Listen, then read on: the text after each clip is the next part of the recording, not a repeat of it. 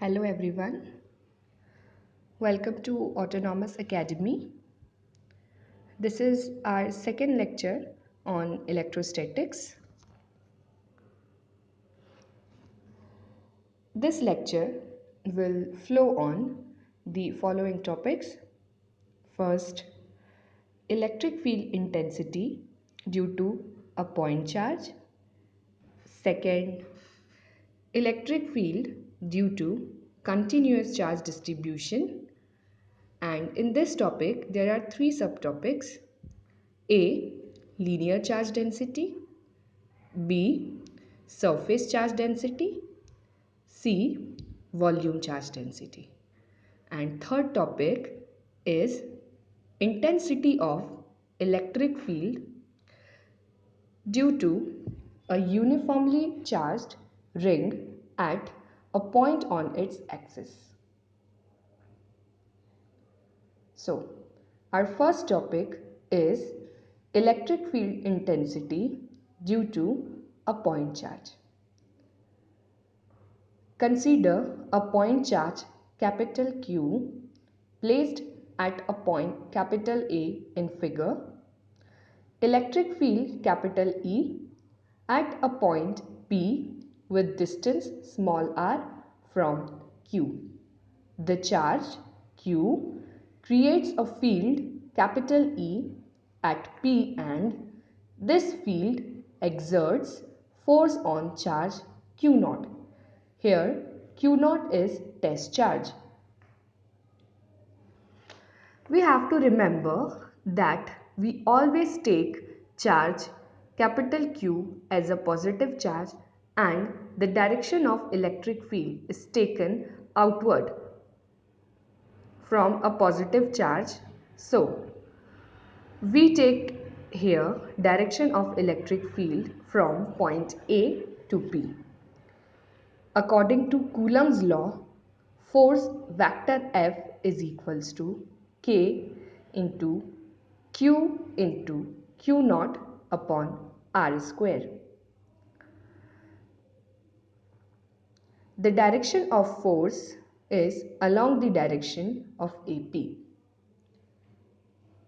The electric field at point P is E is equals to F upon Q naught.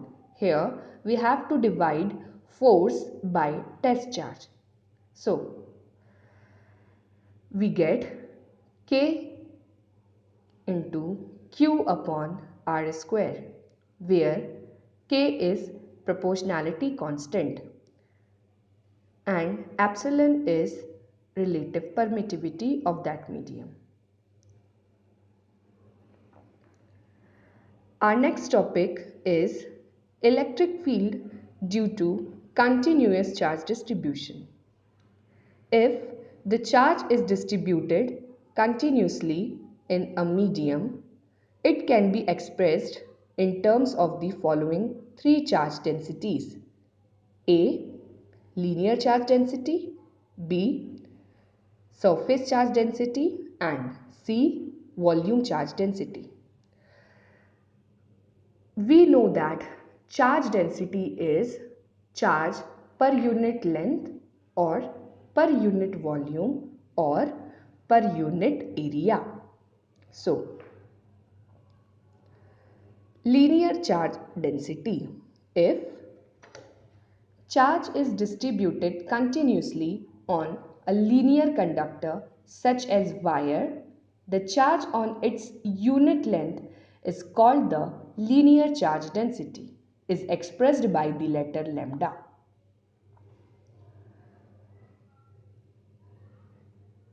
We have here a long conductor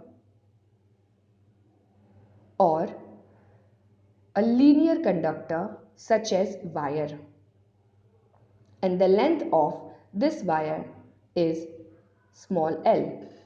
We have to calculate electric field at point P due to this linear conductor where charge is distributed uniformly in this conductor.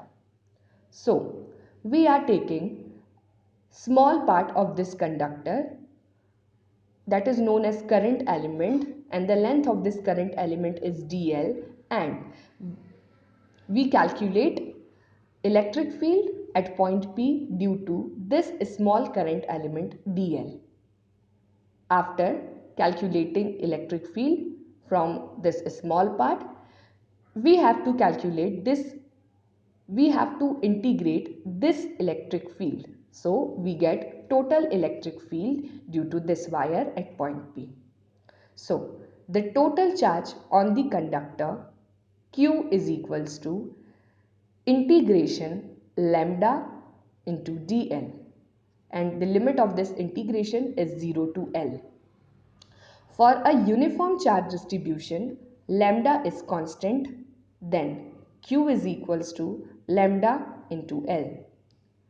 The total intensity of electric field at any point P due to linear charge distribution will be vector E is equals to 1 upon 4 pi epsilon integration lambda dl upon r square into r cap, where r cap is unit vector which shows the direction of electric field.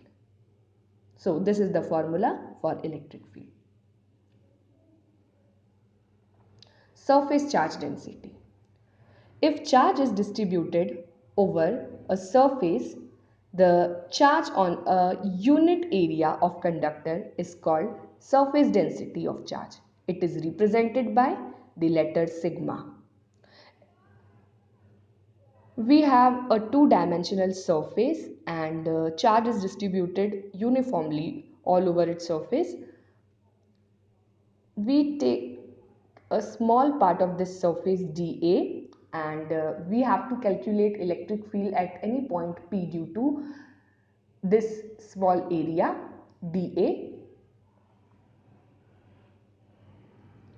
So if the surface density of charge at a point of the conductor is sigma, the charge contained in a small element of area dA will be sigma dA. This surface is two-dimensional, so we are using here double integration for total charge. Total charge on the surface of conductor Q is equals to double integration sigma dA. Or if the charge distribution is uniform, the value of sigma will be constant. Then the total charge Q is equals to sigma into A. Here A is the total area of surface of the conductor. So the total intensity of electric field at a point P due to surface charge distribution is vector E is equals to 1 upon 4 pi epsilon double integration sigma dA upon r square into r cap. Now, volume charge density. If the charge is distributed over the entire volume of a conductor, the charge contained in unit volume of conductor is called the volume charge density. It is denoted by the letter rho. If the volume charge density at a point of volume of a conductor is rho, then the charge contained in small element of volume dV around this point will be rho dV. Here we are taking a three-dimensional surface, and dV is a small part of this three-dimensional surface. We have to calculate electric field at any point P due to this small surface dV. dV is three-dimensional surface. So for the calculation of total charge Q for entire surface, we are taking here triple integration. Total charge contained in the conductor Q is equals to triple integration rho dV. For the uniform distribution of charge, rho will be constant. Then Q is equals to rho v. The total intensity of electric field at point P due to volume charge distribution is vector E is equals to 1 upon 4 pi epsilon triple integration rho dV upon r square into r cap. Now, our next topic is intensity of electric field due to uniformly charged ring on its axis.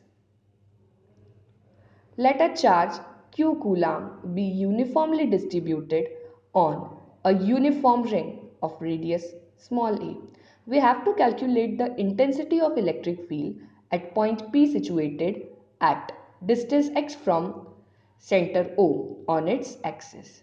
We are taking here small part of this ring dl, and dl is known as current element. We are calculating electric field at point P due to this small part dl.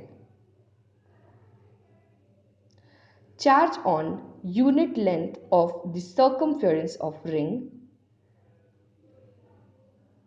that is linear charge density, lambda is equals to q upon 2 pi a. We are taking here linear charge density because this entire ring made up of small wires. So that's why we are taking here density is linear charge density. Consider a small element of length dl at a point A on the circumference of the ring on which charges dq is equals to lambda dl. The intensity of electric field at a point P due to this charge element is dE1 is equals to 1 upon 4 pi epsilon lambda dl a square plus x square, where r square is equals to a square plus x square in direction of OP. Here, electric field at point P due to small element dl is dE1.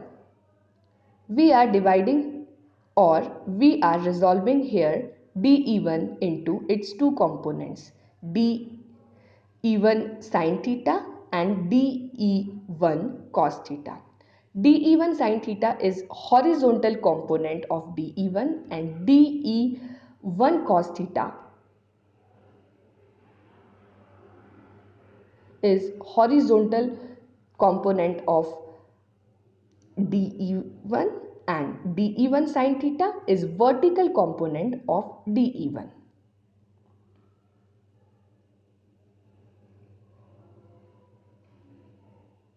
Similarly, the intensity of electric field at point P due to an element of length dl at B diametrically opposite to the point A is dE2 is equals to 1 upon 4 pi epsilon lambda dl upon r square x square along OP direction.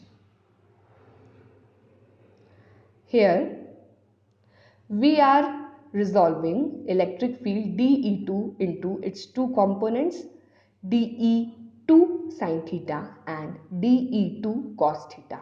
dE2 sin theta is vertical component of dE2 and dE2 cos theta is horizontal component of dE2. dE1 sin theta and dE2 sin theta are opposite in direction, so they both cancel will be each other. Clearly dE1 and dE2 are equal in magnitude. Now dE1 and dE2 are equal in magnitude. If dE1 and dE2 are resolved, are horizontal and vertical components, we find that their vertical components being equal and in opposite direction cancel each other, while the horizontal components get opposite get together. Hence, Resultant intensity of electric field at a point P is vector dE is equals to dE1 cos theta plus dE2 cos theta. So, is equals to 2 into 1 upon 4 pi epsilon lambda dL upon a square x square into x upon under root a square x square. dE vector dE is equals to 1 upon 2 pi epsilon lambda x dL upon a square plus x square to the power 3 by 2.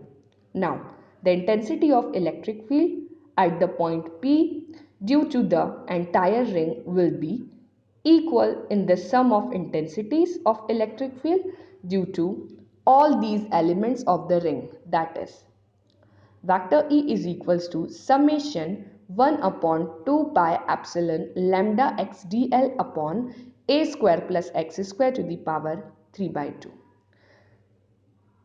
is equals to 1 upon 2 pi epsilon lambda x upon a square plus x square to the power 3 by 2 summation dl is equals to 1 upon 2 pi epsilon lambda x upon a square plus x square to the power 3 by 2 into pi a. Since for half circumference of the ring, summation dl is equals to pi a.